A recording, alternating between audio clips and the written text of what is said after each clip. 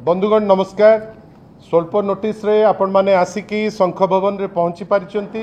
आपण समस्त को पुणी थरे बिजु जनता दल तरफ हार्दिक अभिनंदन।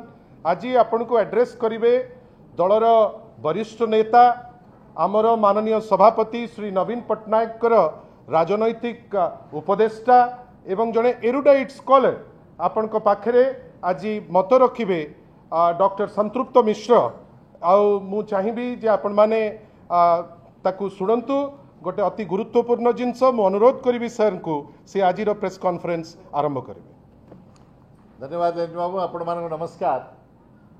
आपण मान जरिया एवं ओडिशा राज्य सरकार गोटे घोषणा जरिया आपण मैंने समस्ते जानी जे ओडिशा सरकार अनेक गुड़िए एमओयू अनेक शिल्प संस्था एवं बिजनेस मान सहित दिल्ली रे दस्तखत कले एवं एप्रिल 7 तारिख रे तार घोषणा करथिले।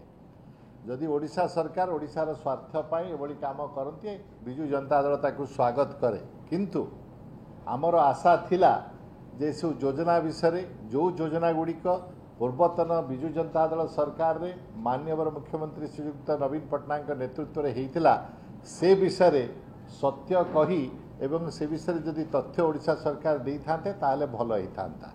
ये जो एमओयू गुड़िक साइन है ता भर गोटे एमओयू होची जोटा इंडियन ऑयल कॉर्पोरेशन सहित जोटा भारतीय पब्लिक सेक्टर ऑर्गेनाइजेशन ता सहित गोटे पारादीप ठारे नाफ्ता क्रैकर यूनिट रो एस्टाब्लिशमेंट पाई गोटे एमओयू साइन है।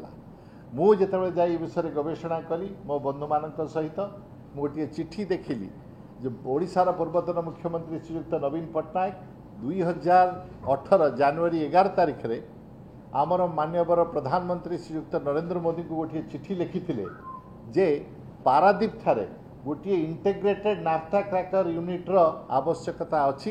एतो द्वारा ओडिशा रे केमिकल एवं पेट्रोकेमिकल रो प्रगति एवं उन्नति हो पारिबो। एई जो चिट्ठी लिखिबा परे 2019 मसिया रे एप्रिल मासरे ओडिशा सरकार इंडियन ऑयल रो प्रस्ताव अनुଯାୟୀ गोटे अनुमोदन देइथिले जे पारादीप ठारे इंडियन ऑयल रो थिबा जो रिफाइनरी तार कैपेसिटी 15 मिलियन टन रु 25 मिलियन टन एनुअली हेबो एवं गोटे नाफ्ता क्रैकर एस्टाब्लिश करा जिवो। 1,300 कोटी टंकार उपनिवेश एटा हबो बोली इंडियन ऑयल रो प्रपोजल आसीथिला एवं एप्रिल 2019 मसिया रे बिजु जनता दल सरकार माननीय मुख्यमंत्री नवीन पट्टनायक नेतृत्व रे तार अप्रूवल देइथिले। या परे 2023 मसिया रे सेही नवीन बाबू का सरकार निष्पत्ति करथिले जे इंडियन ऑयल को एटा एस्टाब्लिश करिवा पाई कोन कोन आमे माने इंसेंटिव ओडिशा सरकार दे पारिबे।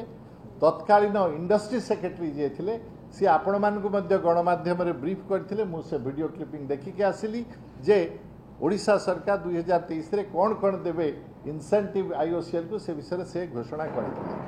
तेणु मु जहा देखुची यार अर्थ मु बुझी पारुनी जे आमर वर्तमान भारतीय जनता पार्टी रो ओडिशा सरकार नवीन बाबू करिथिबा काम को द्वितीय थर एमओयू साइन करी एबोली घोषणा करी कहीं न कहउचंती जे एटा नवीन बाबूकर काम थिला।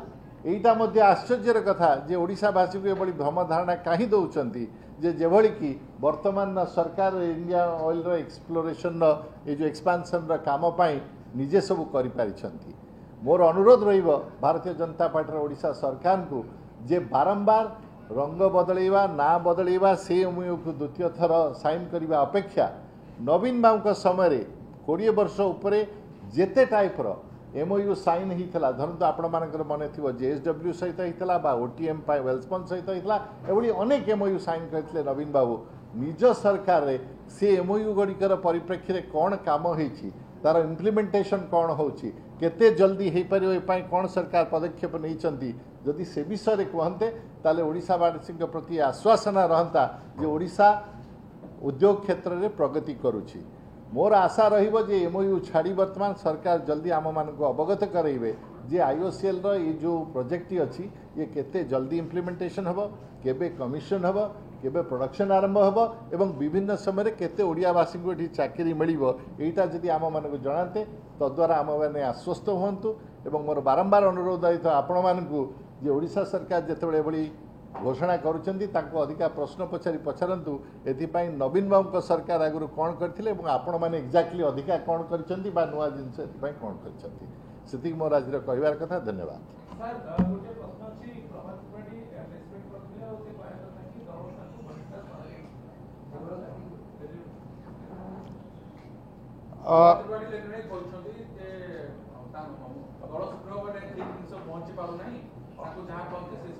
देखंतु बिजु जनता दलर गोटे एस्टाब्लिश्ड प्रैक्टिस अच्छी जे थरे आमर माननीय सभापति किसी स्टेटमेंट देला परे ता उपरे किसी स्टेटमेंट जनरली बिजु जनता दल तरफ दिया जाए ना, बट तथापि जेहेतु आपणकर कौतूहल अच्छी एवं या उपरे आपण प्रश्न पचारुचंती आमे आपणकर से प्रश्नर किछि आपण पाखरे किछि उत्तर आमे निश्चित भावे दबु बेली भाबुचु। सर तो अछंती अति सुंदर भावे आपण को गोटे अति दरकारी इश्यू उपरे से आपण को संगे चर्चा कले।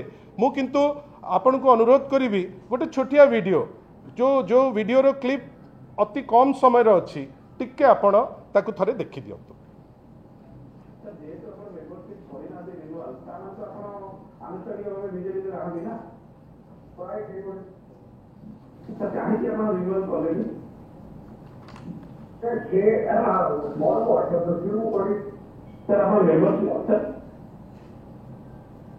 आपण भावंतु जे को स्टेटमेंट सत 2 मास तले दिया जाइथिबा जो स्टेटमेंट आपण देखिले से स्टेटमेंट तांकर सत ना आजी दिन रे जहा कहउचंती से स्टेटमेंट सत।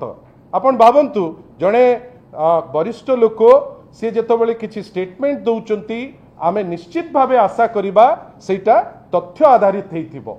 से जेमिति तांकर माने किछि जिंस को नुचैबा पई जाईकिरी आम माननीय सभापति उपरे किछि टिप्पणी देइचंती। मु तांकर टिप्पणी उपरे विशेष किछि आमे कहबार नाही, किंतु आपण को गोटिए दीटा दृष्टांत देबी।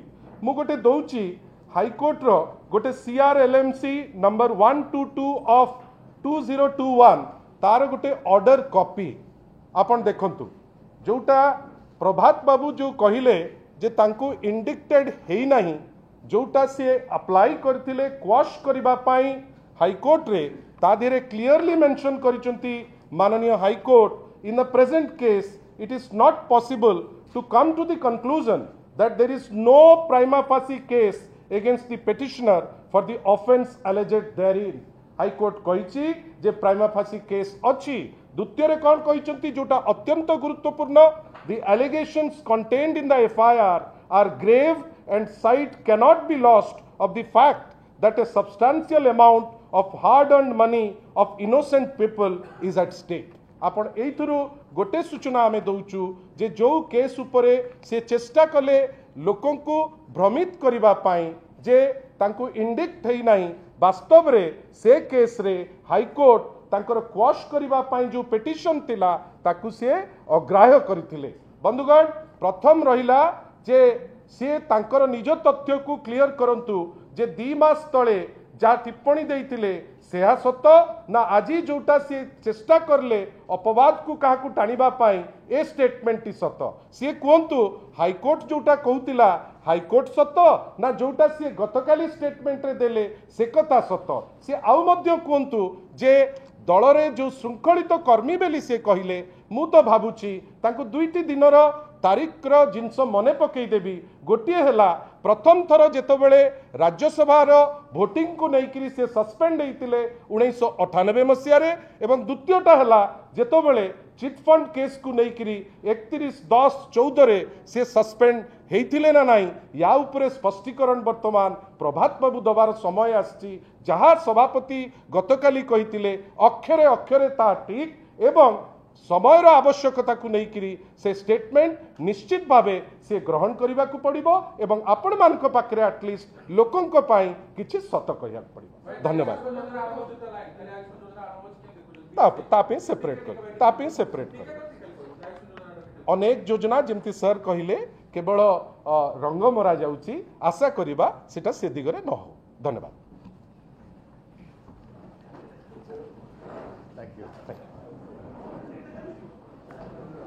नुआ नुआ खबर जानिबा पई आमो LNTV को लाइक शेयर और सब्सक्राइब करंतु।